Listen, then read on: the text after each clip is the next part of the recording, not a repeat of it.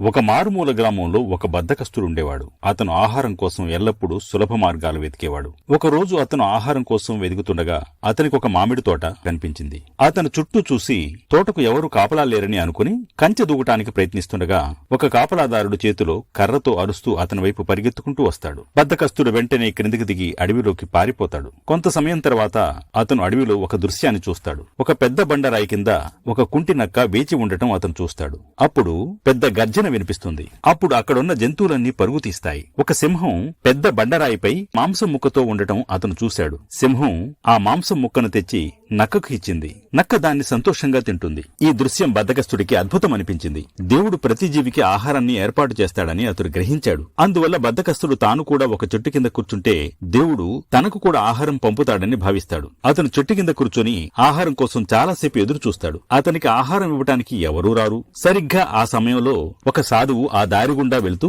బద్ధకస్తుడిని చూసి అతని దగ్గరికి వచ్చి, ఏమైంది నాయనా, ఇక్కడ కూర్చుని ఉన్నావు అని అడుగుతాడు. అప్పుడు బద్ధకస్తుడు జరిగిందంతా చెప్తాడు. సాధువు నవ్వి, నాయనా, నువ్వు భగవంతుని సందేశాన్ని తప్పుగా అర్థం చేసుకున్నావు. దేవుడు నీవు నక్కలా ఉండాలని అనుకోవటం లేదు, సింహంలా ఉండాలని అనుకుంటున్నాడు అని అంటాడు. బద్ధకం మన సామర్థ్యాన్ని నశింపజేస్తుంది. కష్టపడి పనిచేసే తత్వం మన సామర్థ్యాన్ని పెంచుతుంది. మనము ఎప్పుడు మన విలువను మనమే తక్కువగా అంచనా వేసుకుంటాం. అది మనల్ని లక్ష్యాన్ని సాధించకుండా చేస్తుంది. మనం ఎప్పుడూ సింహంలా ఉండాలి. వ్యక్తిగత ఎదుగుదల కేవలం ఆలోచించడం ద్వారా రాదు, ఆచరిస్తేనే వస్తుంది. నిన్ను నువ్వు తక్కువగా అంచనా వేసుకోవద్దు. నువ్వు ఇతరులపై ఆధారపడడం కాదు, ఇతరులకు సహాయపడాలనేదే దేవుని ఉద్దేశం.